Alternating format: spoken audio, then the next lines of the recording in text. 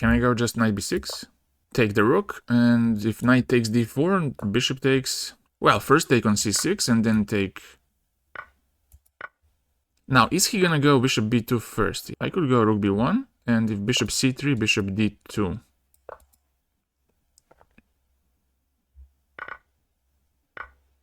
Queen d4 looks good to attack the rook and maybe force him to castle. So possibly it was better to go to c3. So on castling I can go to h3. Let's go e5, and if c5, queen g4. I have to be careful about my rook, so I gotta give a check. And then castle short, attack f7. Take the pawn. I just take on e6. And now his king is cut off, so I can also go c4 on the next move. And play queen d5 next. And yeah, that's it.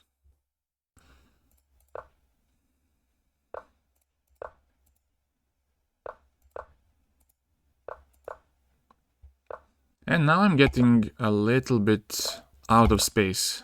I have to break his center. It's not gonna be easy, but I'll try. Now I'm gonna attack the d5 pawn. Now he's gonna play for sure something like d4. Oh, I didn't expect that. Let's go bishop g5, pinning the knight. Bishop h3, that's a bit sus. Let's just take it and go king g2 just to make sure that I control the h-file. Oh, but he does that. Let's go. And e4 to attack the rook. And also defend the knight. What does he want? Let's go rook h1, just hinting at rook h8. Let's go here to attack f6. And now let's go just develop. If knight d4, I don't know what, but let's bring the rooks. Maybe I could go with my knight to f5 eventually. Yeah, let's go here, and if knight c2, knight e3. Oh, he has that with check. So that's not the solution, but... Okay, so he wants to take on g3. Let's defend and also disable him from castling. That's a nice way of doing prophylaxis. Doing two things at the same time. Okay, now f5. Now he really wants to castle. Okay, let's take on d4. And take on f5. And bishop f2 is an interesting move, but knight f6 exists. Knight f6, and then I pick up his rook. c6 instead. Can I go e5? Let's go e5.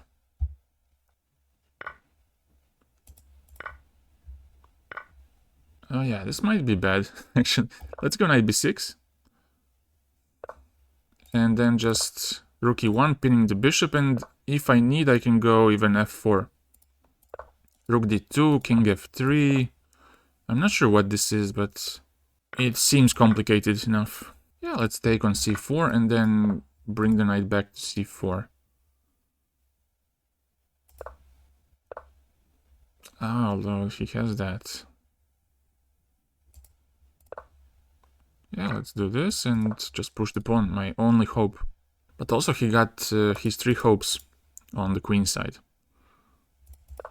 Let's push.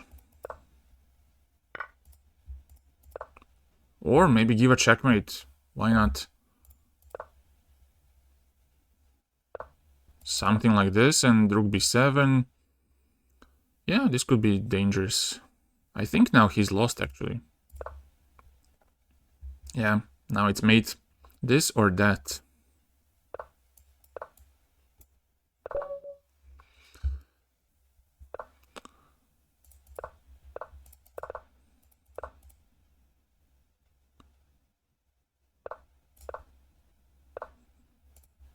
Oh, what is this? Let's go d6 and maybe e5. I have looked at this position, but I'm not sure if it works for the best. Let's go c5. I think, if I can recall correctly, this is something that has to be played. Let's go here and take on e4. Knight h5, and then I just... Oh, he has that move. Let's take on c3. Take here. And I take the bishop. Not bad.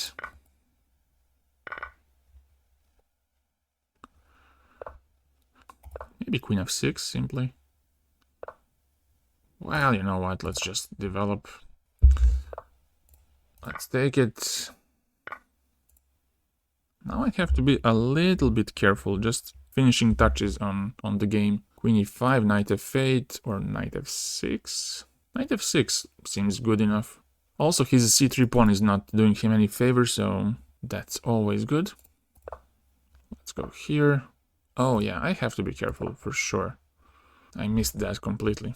But I can still go bishop d7, rook e8, and nothing is changing that much. Let's go b6 to have bishop d7, although it's not a big deal even then. Rook e8 comes next and I can convert it.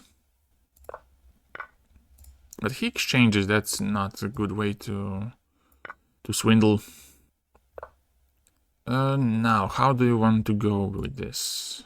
Let's go here and then knight d6. Bishop f5 then. Or just take on c4 first. Bishop f5. Bishop e4. If bishop e4, knight d6, and I'm simply going to force the queen trade. Bishop f5, queen takes, and black has to give up the only resource remaining. Let's go b6. And let's see if I'm gonna get punished by slightly disrespectful opening. Oh, I have to go back. I have to go back. Let's go d5 here. And then go with knight to f6. He didn't have to take en passant.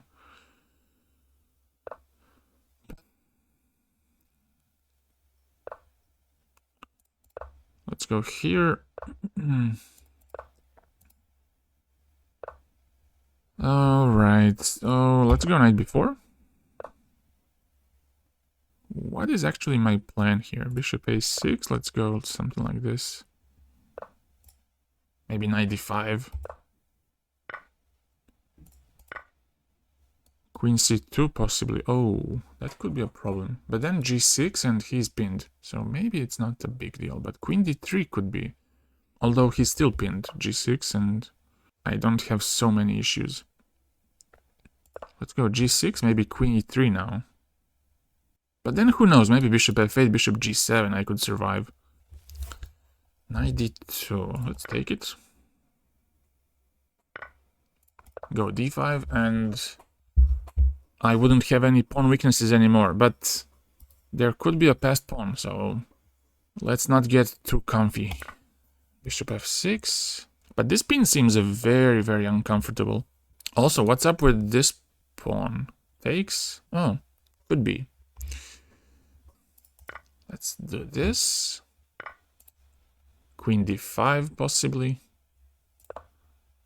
And the knight goes to maybe e3? No, but then I just exchange rooks and then take on d4 after the queen trade. And rook trade.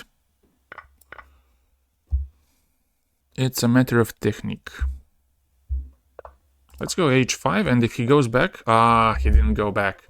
If he went back, rook e3. Boom. Now I have e2 at disposal, so that's nice. Let's take. And here, let's just put my bishop on g3, just to make it annoying for the king. To make sure that the rook stays passive on c1, because it has to guard the first rank, right?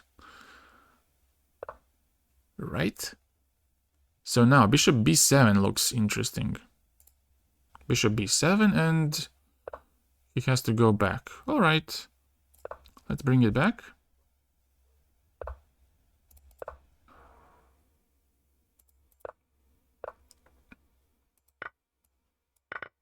Okay, 2 bishops for a rook. Not too bad.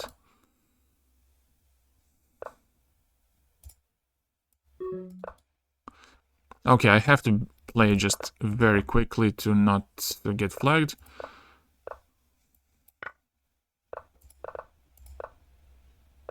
But now the pawns are just going themselves.